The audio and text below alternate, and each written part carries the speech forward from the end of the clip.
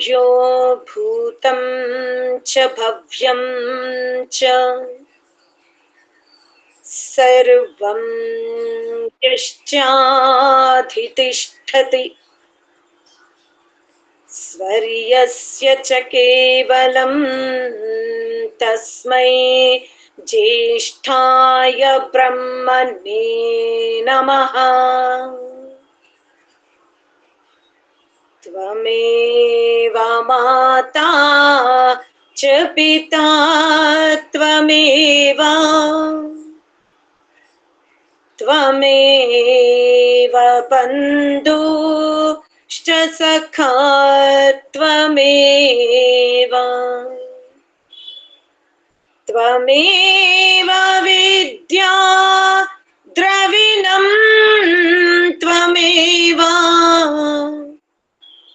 त्वमेव सर्वं मम देव देव। भोगान् भुक्ता वयमेव भुक्ता तपो न तप्तं वयमेव तप्ताः।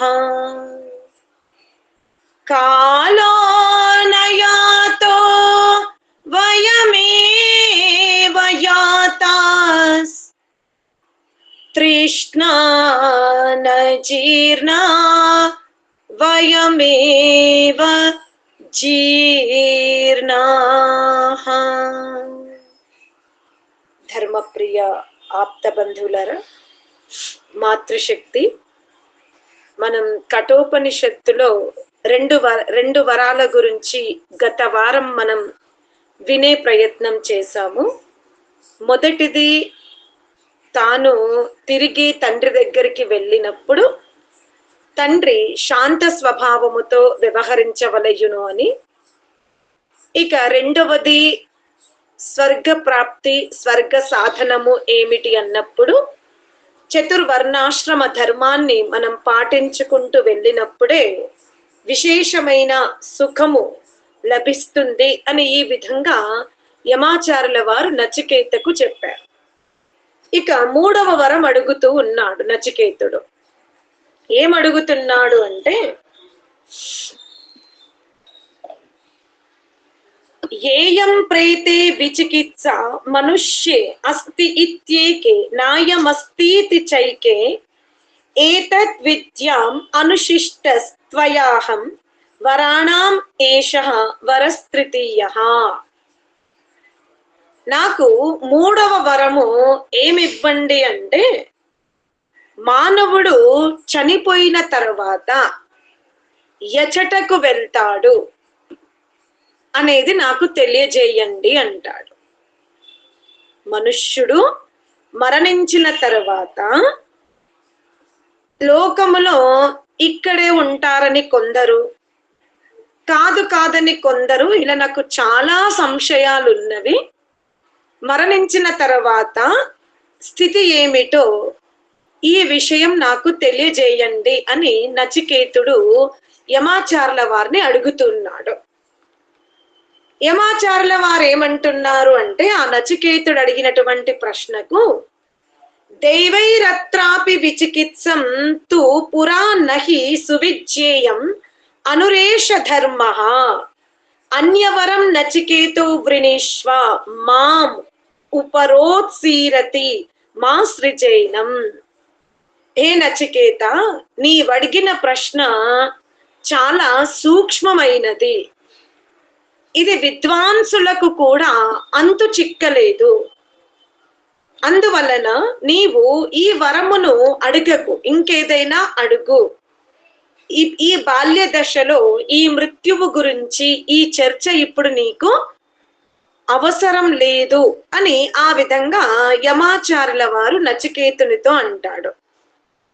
మరి నచికేతుడు ఊరుకున్నాడా? అలా యమాచార్యుడు అన్నప్పుడు ఈ నచికేతుడు ఏమంటున్నాడు అంటే, దైవైరత్రాపి విచికిత్సితం కిలం త్వం చ మృత్యో ఎన్న సువిజ్యేయం ఆత్య. యక్తాచాస్య త్వాద్రిగణ్యో న లభ్యో నాణ్యో వరస్తుల్య ఏతస్య కశ్చిత్. ఇప్పుడు నాకు అర్థమైంది, నేను అడిగిన వరము చాలా శ్రేష్టమైనది, దీనికి తుల్యమైన వరం మరొకటి లేదు అని నాకు అర్థమైంది యమాచార్యుల వారు.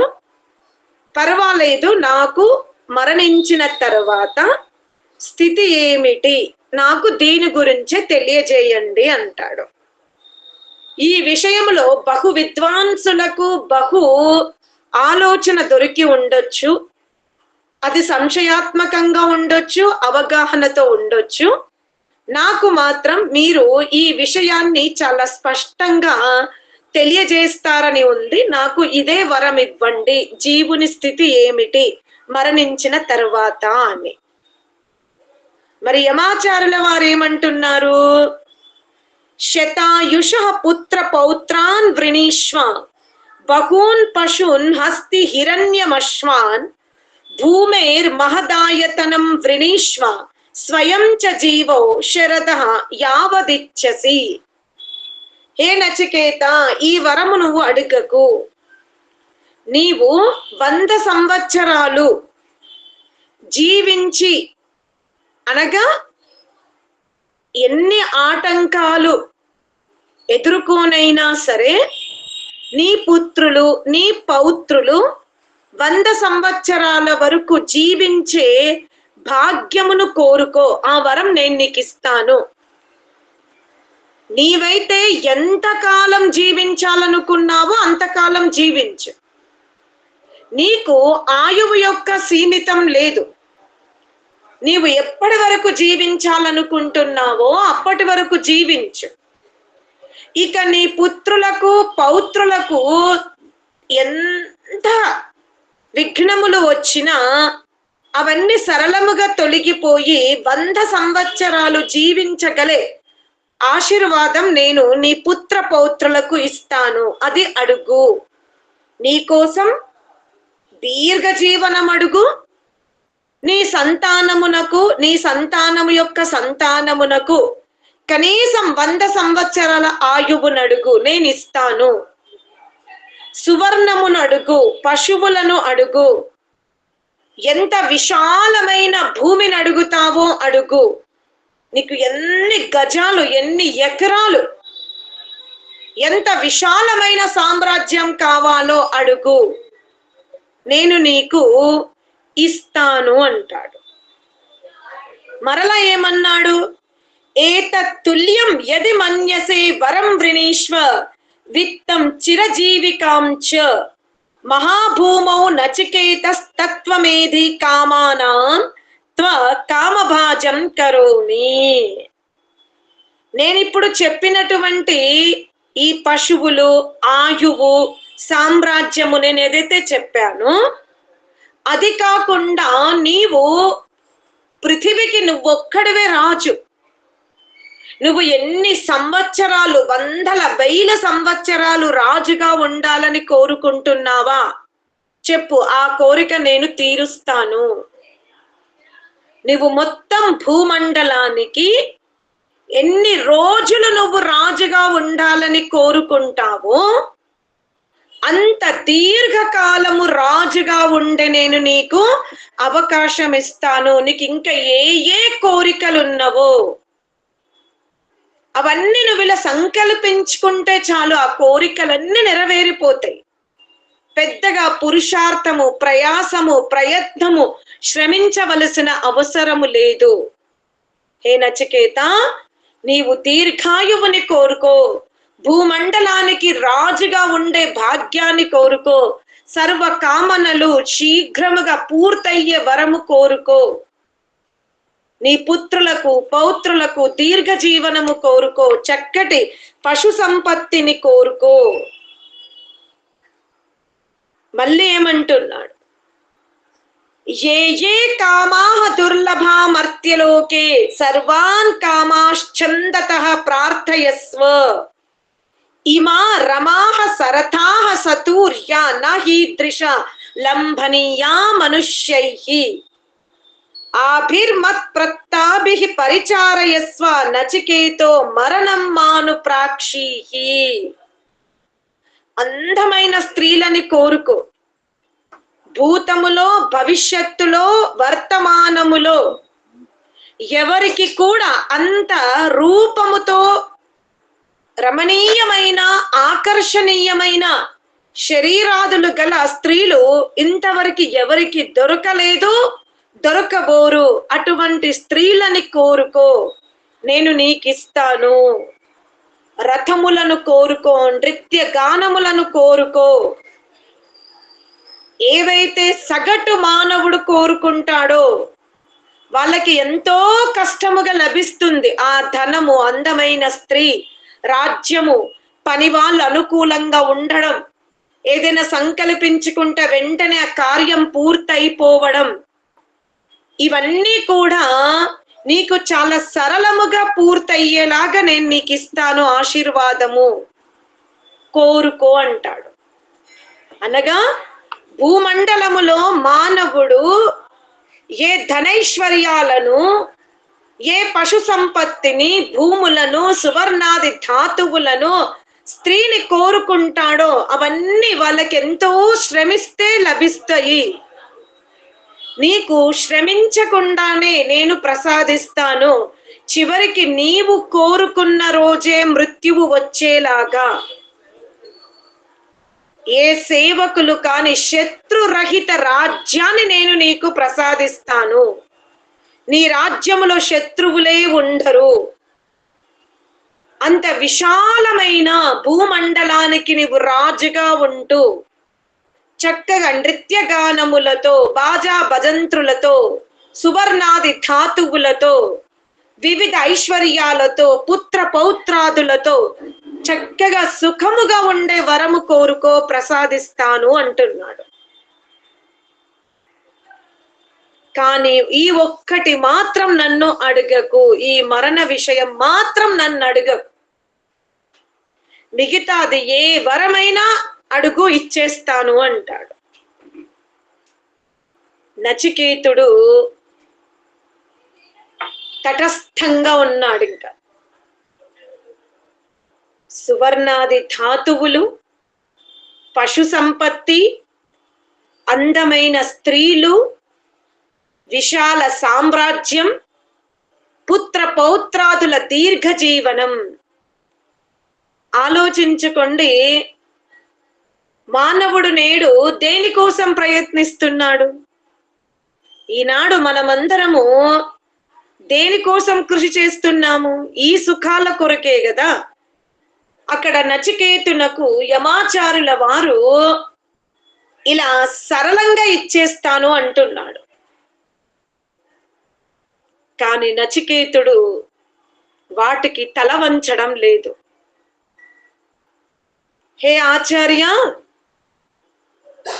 నాకు మృత్యువు గురించే చర్చ చెయ్యండి, నాకు దాని సమాధానమే కావాలి అని నచికేతుడు కూడా తన పట్టుదలని వదిలిపెట్టడం లేదు. ఒక దిక్కు ఆచార్యుల వారు నచికేతుణ్ణి వివిధ భోగ సుఖాలను అతని ముందు ప్రస్తావన తీసుకొచ్చి అతని వివేకాన్ని పరిశీలిస్తున్నాడు. ఎక్కడైనా ఆగిపోతే బాగుండు అనుకుంటున్నాడు. కానీ నచికేతుడు కూడా ఆ గురువుకి మించిన శిష్యుడున్నాడు గనక ఎక్కడ కూడా పదార్థాలకి లోబడడం లేదు. ఇక నచికేతుడు ఆ గురువు చెప్పినటువంటి కామనలకు, ప్రశ్నలకి సమాధానం ఇస్తున్నాడు. ఏమని? శ్వోభావ శ్వోభావ మర్త్యస్య యదంతక యద్ అంతక ఏతత్ సర్వేంద్రియానాం జరయంతి తేజః అపి సర్వం జీవితమల్పమేవ తవైవ వాహాస్తవ నృత్య గీతే. ఈ గుర్రములు, అశ్వములు, గాన, బాజ, భజంత్రీలు, ఈ స్త్రీలు, ఈ రాజ్యము, ఇవన్నీ నాకేమి వద్దు. ఇవి మీవే మీ దగ్గరే పెట్టుకోండి, లేదా ఇంకెవరికైనా అవసరం ఉందా వారికి ఇచ్చేయండి. ఎవరిని? స్త్రీలని, భౌతిక సంపత్తులను, అవి మీవి, మీ దగ్గరే పెట్టుకోండి, లేదా ఇవి ఎవరైనా కోరితే వారికి ఇచ్చేయండి. ఎందుకు అంటే నాకు ఈ పదార్థాల యందు, అది స్త్రీ కానివ్వండి, సువర్ణ ధాతువులు కానివ్వండి, విశాల భూమండలము కానివ్వండి, నాకు ఇవన్నీ రేపు ఉంటాయన్న విశ్వాసం నాకు లేదు. శ్వో అభావ, ఇందులో నాకు రేపటి దినము అగుపడ్డం లేదు. మీరు నాకు 2000 సంవత్సరాల ఆయువు ఇవ్వండి, 3000 సంవత్సరాల ఆయువు ఇవ్వండి, 4000 సంవత్సరాలు జీవించే ఆయువు ఇవ్వండి, కానీ అది అది అది ఇంకా పూర్ణం కాదు కదా. ఏదో ఒక రోజు నేను ఈ దేహాన్ని వదిలిపెట్టాల్సిందే కదా. మీరు దీర్ఘాయువునైతే ఇస్తానన్నారు, మీరు కోరుకున్న కాలం వరకు ఇస్తానంటున్నారు. అనగా రేపు ఇది ఉండదు, ఈ దేహం ఉండదు, ఈ భూమండలం ఉండదు నాతో, ఈ పశు సంపత్తి ఉండదు, నేనే లేనప్పుడు ఈ సువర్ణాది ధాతువులు నాతో ఉంటాయా గురువర్యా?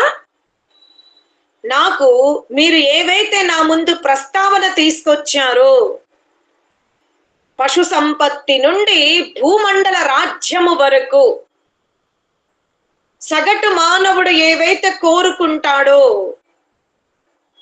అవన్నీ నాకు శ్వో అభావ, రేపు వాటి యొక్క అభావమే. నాకు ఏవి కూడా శాశ్వతముగా అగుపడడం లేదు.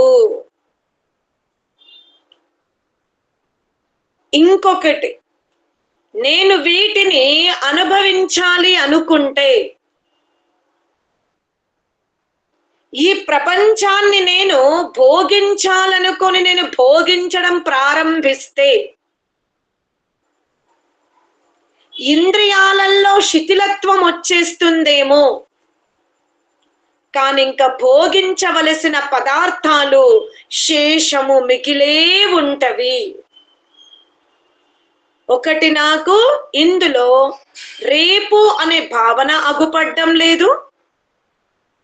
రెండవది, ఈ ప్రపంచ భోగాలను అనుభవిస్తున్న కొద్దీ ఇంద్రియాలు బలమవుతాయంటే కాదు, వీటిలో తేజస్సు తగ్గిపోతూ ఉంది. ఈ ప్రపంచ పదార్థాలను అనుభవించడానికి నా దగ్గర ఆయువు లేదు. నాకు లభించిన ఆయువుతో నేను ఈ ప్రపంచ పదార్థాలను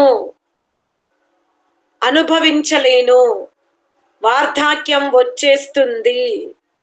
కావున నాకు ఈ ప్రస్తావన, ఈ సుఖభోగాలు, ఈ పదార్థాలు నాకు వద్దు అంటున్నాడు నచికేతుడు. మరలా ఏమంటున్నాడు? నా విత్తేన తర్పణీయో మనుష్యః, నా విత్తేన తర్పణీయో మనుష్యః లప్స్యామహే విత్తమద్రాక్ష్మచేత్వ జీవిష్యామో యావదిష్యసి త్వం వరస్తు మే వరణీయః స ఏవ. నాకు తెలుసు. ఏమిటి? మానవుడు ఎంత ధనము సంపాదించుకున్నా అందులో అతనికి తృప్తి ఉండదు. ఇంకా సంపాదించుకోవాలి, ఇంకా సంపాదించుకోవాలనే ఆశ పెరుగుతుంది. ఎలా? అగ్నిలో ఘృతము వేస్తే జ్వాల వికసింపబడినట్లుగా ఈ ఇంద్రియ సుఖాలను అనుభవించిన కొద్దీ ఇంకా అనుభవించాలనే అనిపిస్తుంది. ఎప్పటికీ ఇక చాలు అనే భావన ఉండదు. మీరు నన్ను ఈ వస్తు పదార్థాలతో నన్ను ఆకట్టుకోలేరు. ఎందుకంటే నాకు పూర్ణముగా అర్థమైంది, ఈ మృత్యువు యొక్క రహస్యము మీకు తెలుసు. ఆ మృత్యువు యొక్క రహస్యమును ధనధాన్యములతో కొనలేము. మీరు నాకు వరం ఇస్తానంటున్నారు. ఎంతకాలం జీవించాలంటే అంతకాలం జీవించే అవకాశం మీరు నాకు ఇస్తానంటున్నారు. కానీ నాకు ఈ వరము వద్దు. నాకు మృత్యువు యొక్క రహస్యమే చెప్పండి అంటాడు. నాకు ఒకవేళ మీరు సంపత్తినే ఇవ్వాలనుకుంటే, మీరు నాకు సంపత్తులను ఇవ్వాలనుకుంటే నాకు ఎటువంటి సంపత్తిని ప్రసాదించండి అంటే, దానిని దొంగలు దొంగలించుకోకూడదు, రాజు దానిపైన పన్ను చెల్లించమని అడగకూడదు, అన్నదమ్ముళ్ళు దాన్ని భాగస్వాములుగా పంచుకోకూడదు. నాకు ఆ సంపత్తిని మాత్రమే మీరు ఇవ్వండి అంటాడు. నాకు తెలుసు ఈ తల్లి గర్భములో శిశువు ఆ మూత్రస్థానము దగ్గర తలబెట్టుకుని బోర్లో పడుకొని ఉన్నాడు. మూత్రస్థానము వైపు ఏమంటున్నాడు? ఆ గర్భములో జీవాత్మ ఎంతటి వేదనకు గురవుతుందో నాకు ఆ సంస్కారాలు ఇంకా ఉన్నవి. నేను మరలా మరలా ఆ దారిద్రపు గర్భాశయములో బంధింపబడి అక్కడ 9 మాసాలు నేను ఉండి నన్ను నేను పీడింపజేసుకోదలుచుకోలేదు. నాకు ఆ రహస్య విషయమే తెలియజేయండి. శ్రేష్టమైన కర్మలు చేస్తే మానవ జన్మ రావచ్చేమో, ఇక్కడ మనం తెలుసుకోవాలి. అత్యధిక శ్రేష్టమైన కర్మలు చేయడము వలన మానవ జన్మ లభిస్తుంది. కానీ పుట్టుక, ఆ గర్భాశయములో దుఃఖము అతి సామాన్య మానవుడు అదే దుఃఖం అనుభవించాలి. గర్భాశయములో విశేష జీవాత్మ కూడా గర్భాశయములో ఆ దుఃఖమే అనుభవించాలి. మనము గనక ఈ తత్వశాస్త్రాన్ని గనక మనం అర్థం చేసుకోగలిగితే ఆత్మ ఎల్లప్పుడూ జాగరూకంగా ఉంటుంది. మనం వింటుంది కఠోపనిషత్తే, కానీ ఒక్కొక్కసారి మనం ఇతర ఉపనిషత్తులలో వచ్చిన సంభాషణని గనక వింటే మనకు సిద్ధాంతము చాలా సరళముగా అర్థమవుతుంది. ఈ జీవాత్మ గర్భములో చాలా వేడితో ఉంటుంది. ఆ వాతావరణం అంతా చాలా ఉష్ణ వాతావరణం ఉంటుంది.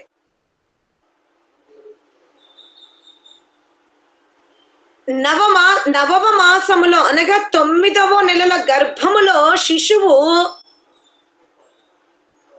తన రహస్యాన్ని తెలుసుకుంటాడు.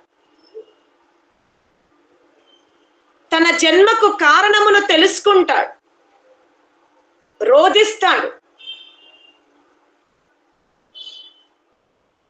ఆ రోధించినప్పుడు పరమాత్ముడు అక్కడ ఆ ఆత్మకు గురుస్థానములో ఉపదేశిస్తాడు. ఇప్పుడైతే వెళ్ళు, చింతించకు, ఎందుకంటే ఎలా ఒక మనిషిని మనం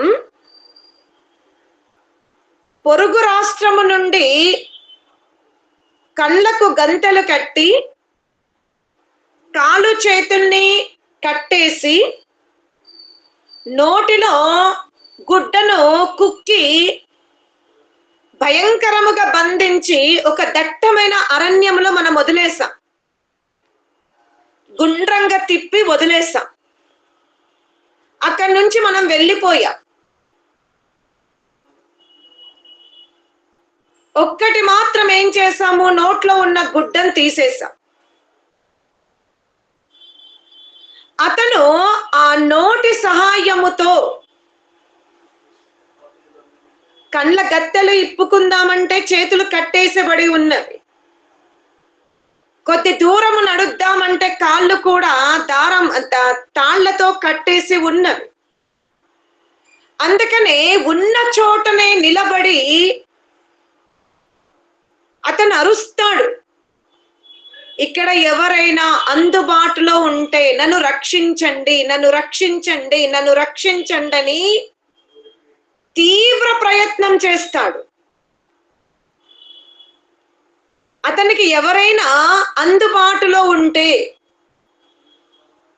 తను ఏ దేశం వాడో చెప్పేస్తాడు.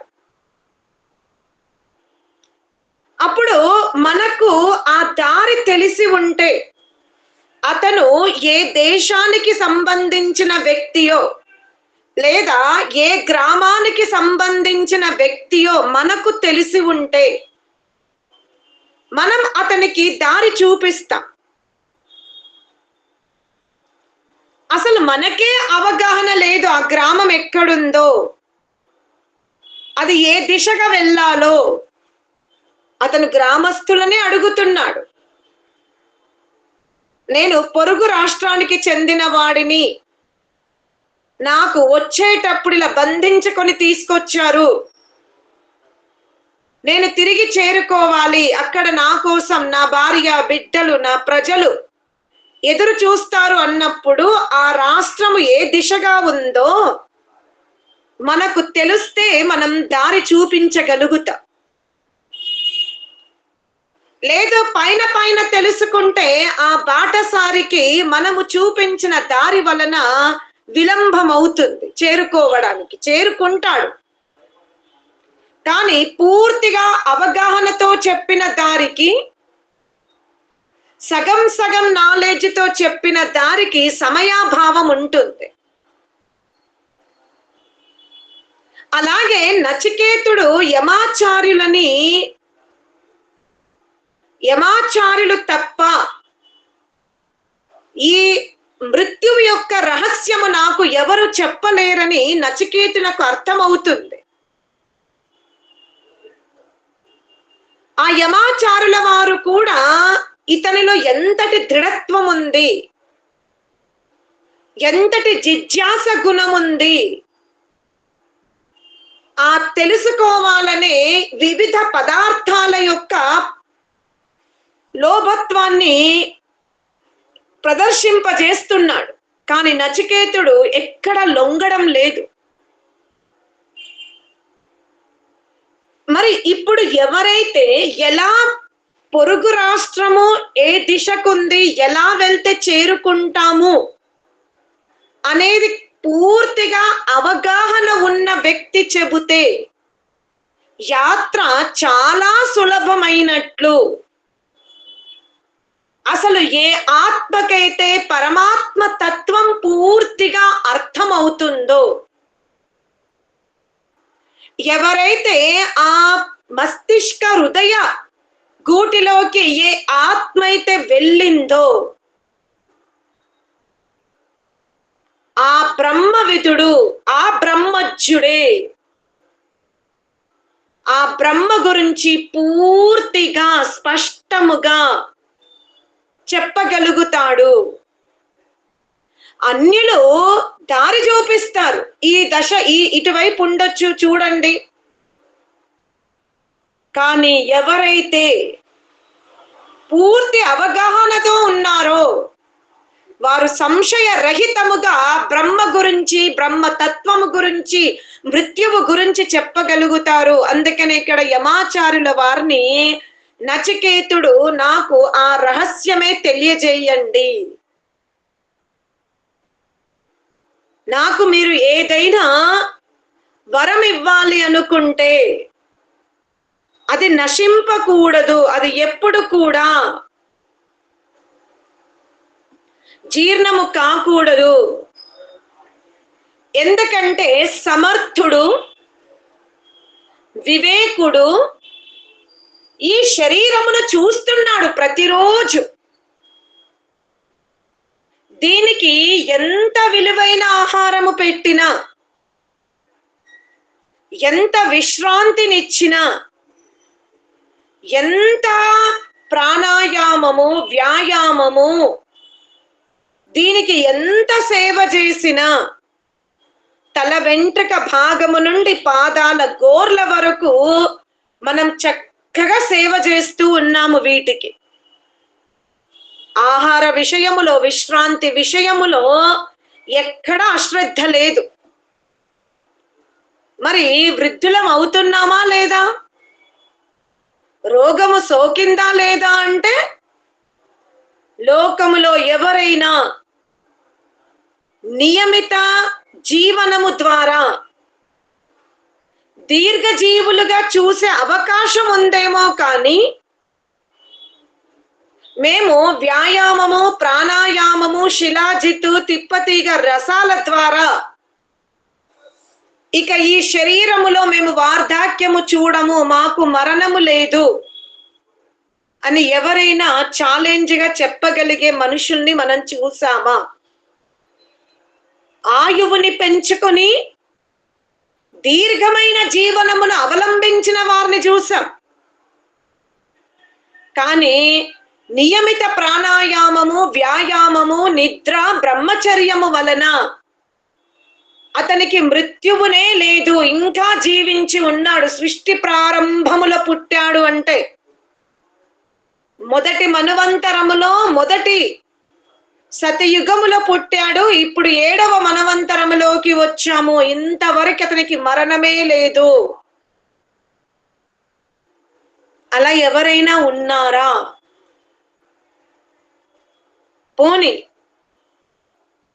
ఇప్పుడైనా తీసుకుంటే క్రీస్తు శకముతో తీసుకున్న 2000 సంవత్సరాల నుండి మరణమే లేదు, అతను ఇంకా జీవించే ఉన్నాడు అన్న వ్యక్తిని మనము చూడలేదు. నియమిత ఆహారం, నియమిత జీవితం, ఆయుర్వేద శరీర ధర్మాలను పాటించిన వ్యక్తి దీర్ఘజీవుడయ్యాడనైతే వినగలుగుతాం. అది సంభవం, అసంభవం కాదు. కానీ మరణము రాదు అనేది అంటున్నాడంటే అతను మహా అజ్ఞాని. అందుకే నచికేతుడు అంటున్నాడు, మీరిచ్చే పదార్థాలలో నాకు శ్వోభావ, రేపటి దినం అగుపడ్డం లేదు, అవి రేపు నాతో శాశ్వతంగా ఉంటాయన్న భావన నాకు లేదు. అయినా ఇంత గొప్ప ఆచార్యుల దగ్గరికి వచ్చిన తర్వాత నేను మరలా తల్లి గర్భములో వ్యతిరేక దిశలో బంధింపబడే అవస్థని నేను కోరుకోలేను అంటాడు నచికేతుడు. అనగా ఈ ప్రాపంచిక పదార్థాల యొక్క సుఖమును ఎంత అనుభవించినా సరే మరణముతో మరలా జీవుడు తల్లి గర్భములో తల క్రిందికి పాదాలు పైకి పెట్టుకునే స్థితియే ఉంటుంది. అందుకనే అజీర్యతామృత మానుముపేత్య జీర్యన్మర్త్య క్వదహస్త ప్రజానన్ అభిధ్యాయన్ వర్ణరతి ప్రమోదానత్ దీర్ఘే జీవతే కోరమేత. దీర్ఘజీవనము కొంత సౌకర్యాన్ని ఇస్తుందేమో, కానీ శాశ్వతమైన సుఖాన్ని మాత్రం అది ఇవ్వదు. అందుకే ఆచార్య నాకు జీర్ణము కాని ఎన్నడూ నశించని స్థితికి తీసుకెళ్ళండి.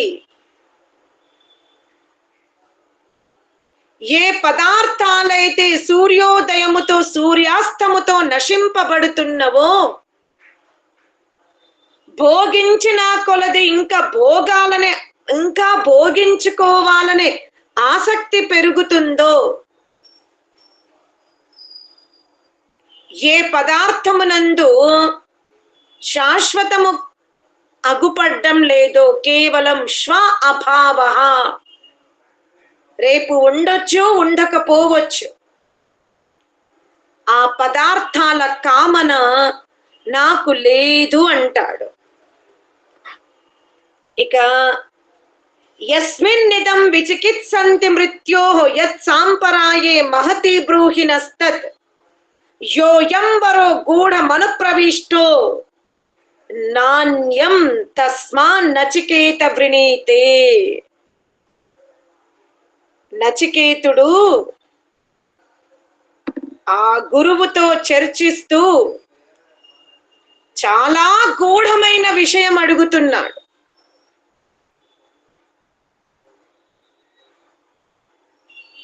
ఆ అమరత్వాన్ని పొందాలి అంటే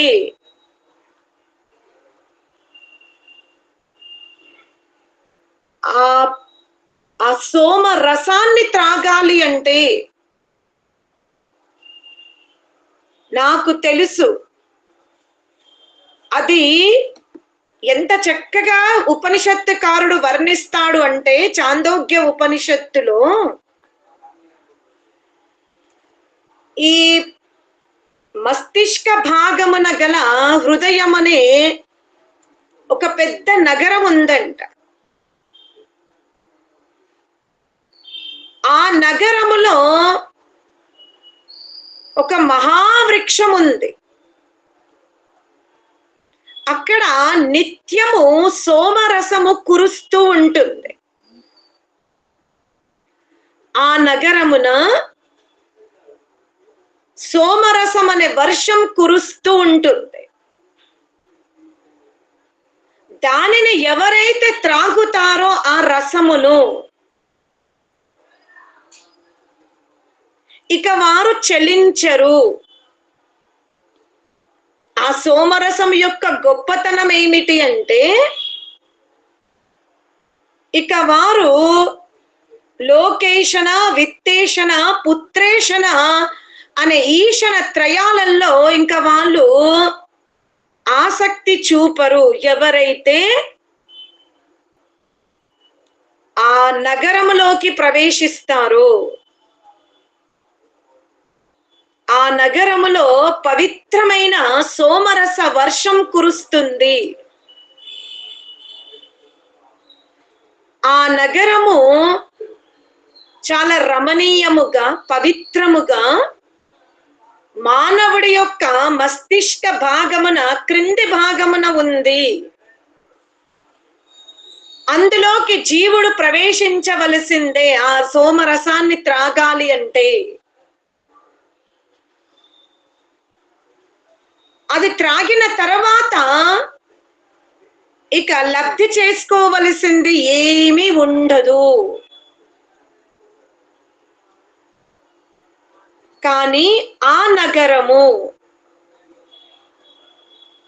కేవలం మానవ జన్మలో, మానవ శరీరములోనే ఉంటుంది.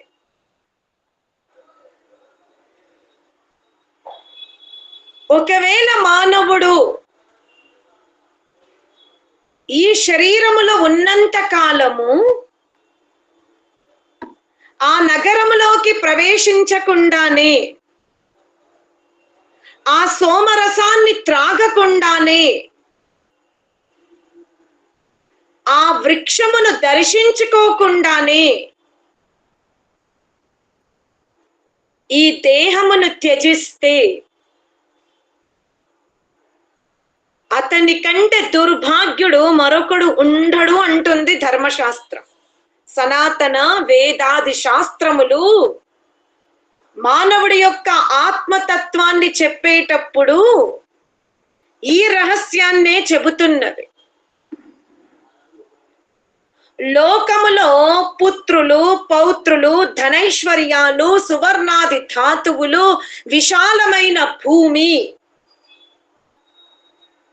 అందమైన స్త్రీలు, ఇవి లభించిన వాడు భాగ్యవంతుడు అనబడితే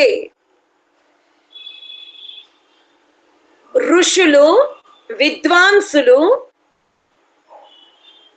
వాళ్లకు ఈ ప్రకృతి సుఖము వ్యతిరేక సుఖముగా కనబడుతుంది.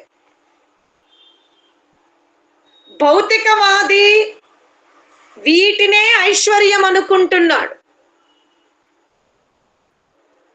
కానీ ఆధ్యాత్మికవాది మానవ జన్మ ఎత్తిన తర్వాత ఆ నగరములోకి వెళ్ళకుండా ఆ నగరములో ఉన్న అధిష్టాన పురుషుణ్ణి చూడకుండా ఎవరైతే చరా అచర జగత్తును నియామకముగా నడిపిస్తున్నాడో, ఎవని శక్తి సూర్య చంద్రాదులు, నదులు, నక్షత్రాలు, పర్వతాలు, వనస్పతులు ఔషధాలుగా అగుపడుతున్నాయో, ఎవరి సామర్థ్యము వలన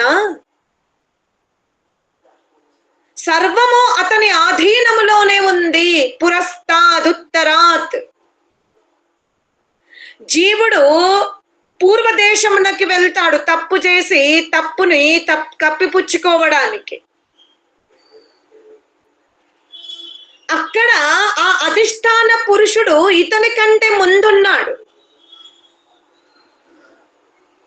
అంటే ఇతను వెళ్ళక ముందు ఆయన వెళ్ళాడా, ఇతన్ని అనుసరించి వెళ్ళాడా అనేది ప్రశ్న. ఎవరైనా చూసారా? అతనికి ఎలా తెలిసింది ఇతను ఈ దేశములో తప్పు చేసి పారిపోతున్నాడని ఎలా తెలిసింది? లేదా అతను అక్కడ పూర్వమే ఉన్నాడా? మరి పూర్వం ఉంటే ఇతను ఈ దేశములో కదా తప్పు చేశాడు. ఈ దేశములో తప్పు చేశాడు, అతనేమో ఆ దేశంలో ఉన్నాడు, ఇతను ఈ దేశము నుండి ఆ దేశానికి వెళ్తున్నాడు. ఎలా తెలుసుకున్నాడు అంటే నైవా, ఆ పరమాత్ముడు ఇచ్చట అచ్చట అని స్థానముతో ఛేదింపబడడు. ఏ పశ్చిమ దిశనందు తప్పు చేసినప్పుడు ఏ అధిష్టాన పురుషుడు చూశాడు, అతను నాకు దండిస్తాడని భయపడి మనం పూర్వ దిశకు వెళ్ళాము, అతను అక్కడ కూడా ఉన్నాడు. అదా దక్షిణం వైపు వెళ్ళు, ఉత్తరం వైపు వెళ్ళు, కోణముల వైపు వెళ్ళు, ఎటో పరిగెత్తు, అతను నీకంటే ముందున్నాడు. అతనే ఎవరు? నీవు పశ్చిమ దిశ వైపు నిలబడి తప్పు చేశావో అక్కడ ఎవరైతే నిన్ను చూసారో అతనే ఉన్నాడు. ఆ అతనిని నీవు చూడగలుగుతే, నీవు దర్శించుకోగలుగుతే ఈ మానవ జన్మ సార్థకత అవుతుంది. భౌతికమైన సుఖాలకు స్వామి అయి దాన్ని నువ్వు 100 ఏళ్ళు అనుభవించిన అవి శ్వో అభావ, రేపటి రోజు అవి నీ సంపత్తులు కాదు. అందుకనే నచికేతుడు యమాచార్యుల దగ్గర నాకు ఈ మృత్యువు యొక్క రహస్యమునే తెలియజేయుడు. ఎందుకంటే లోకములో పుణ్యకర్మలు చేసిన వాడు, పాపపుణ్య మిశ్రిత కర్మలు చేసిన వాడు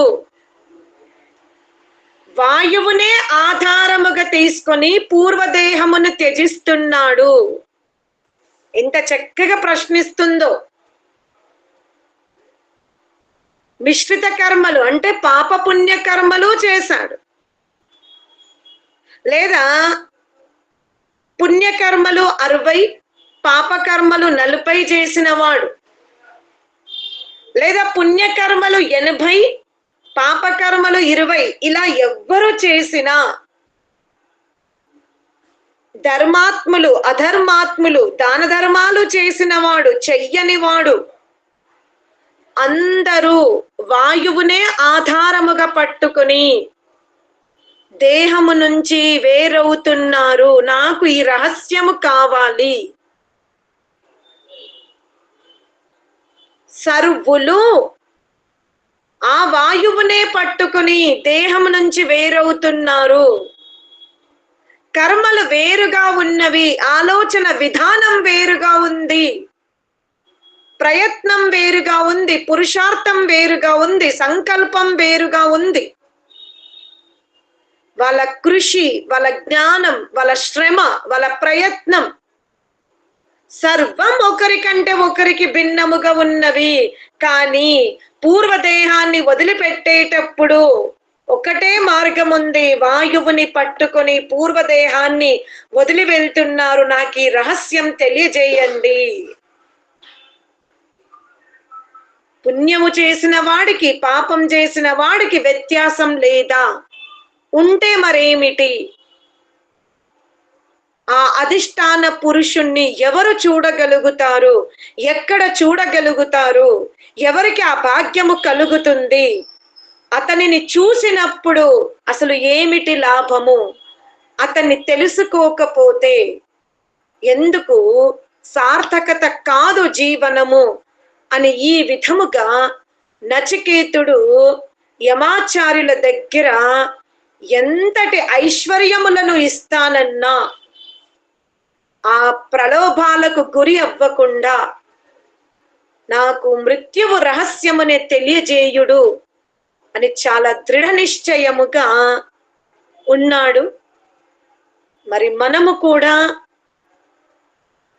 నచికేతుని స్థానములో కూర్చొని ఉంటే మన జిజ్ఞాసత్వము ఎంత తీవ్రముగా ఉంది, మన ప్రయత్నం ఏ దిశ వైపు ఉంది, మన ఆలోచనలు, మన లక్ష్యం, మన జీవనం ఏ దిశగా ఉంది? ఋషులు మహాపురుషులు ఆ పరమాత్మని దర్శించుకుని బ్రహ్మను సాక్షాత్కారము చేసుకుని ఆనందలోకములో ప్రవేశించారు. మరి మనము ఏ లోకములో ప్రవేశించాలనుకుంటున్నాం? మన సంకల్పాలు ఏమిటి? మన కార్యం ఏమిటో ఎవరికి వాళ్ళమే ప్రతిరోజు మనం సత్సంగము ద్వారా కానీ, స్వాధ్యాయము ద్వారా కానీ, యోగాభ్యాసము ద్వారా కానీ ఎవరైతే ఈ ఆధ్యాత్మిక మార్గములో మనకంటే ముందున్నారో వాళ్ళ సహాయము తీసుకోనైనా మనము కూడా మన జీవితాన్ని శ్రేష్టం వైపు నడిపించాలి. మరి నచికేతుడు లొంగలేదు, లోబడలేదు. ఎన్నో ఐశ్వర్యాలను ప్రసాదిస్తాన్నా నచికేతుడు ఎక్కడా వెనుకంజ వేయలేదు గనుకనే ముందుకు వెళ్తున్నాడు.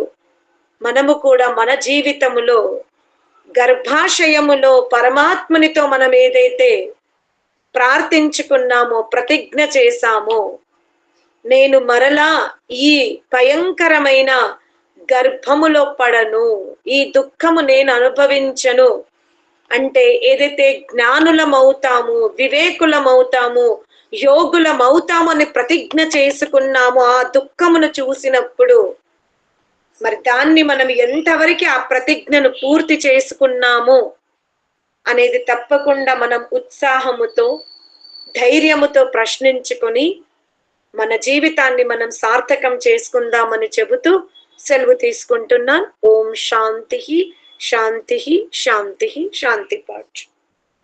ఓం ద్యౌ శాంతిరంతరిక్షం శాంతి పృథివీ శాంతిరాప శాంతిరోషధయ శాంతి వనస్పతయ శాంతిర్విశ్వే దేవాః శాంతి బ్రహ్మ శాంతి సర్వం శాంతి శాంతిరేవ శాంతి సామా శాంతిరేధి.